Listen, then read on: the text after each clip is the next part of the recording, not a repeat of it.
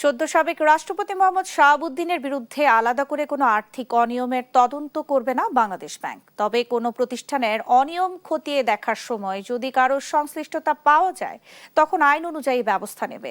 রোববার দুপুরে সাংবাদিকদের এক প্রশ্নের জবাবে এই তথ্য জানান মুখপাত্র আরিফ হোসেন খান। বলেন, মোহাম্মদ শাহাবুদ্দিন সাংবিধানিকভাবে রাষ্ট্রের শীর্ষ পদে ছিলেন, তাই তার বিরুদ্ধে ব্যক্তিগতভাবে আলাদা কোনো অনুসন্ধান চালাবে না নিয়ন্ত্রক সংস্থা।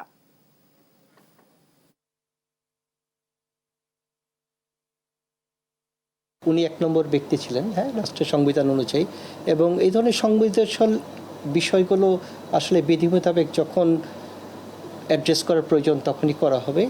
এটা আলাদা করে বাংলাদেশ ব্যাংক কোনো বিশেষ প্রায়োরিটি দিচ্ছে বা কোনো টার্গেট নিয়ে কোনো কাজ করতেছে এরকম হওয়ার সুযোগ নেই। আমাদের কাছে তো প্রতিষ্ঠানগুলি মুখ্য। আমরা ব্যাংকগুলোকে ইন্সপেকশন করি, সেখানে অনিয়ম পেলে সেগুলো তুলে ধরি, বিধি মোতাবেক ব্যবস্থা গ্রহণ করার জন্য বলি। এখানে কোনো ব্যক্তি বিশেষকে টার্গেট করে বাংলাদেশ ব্যাংক কোনো কর্মকাণ্ড পরিচালনা করে না।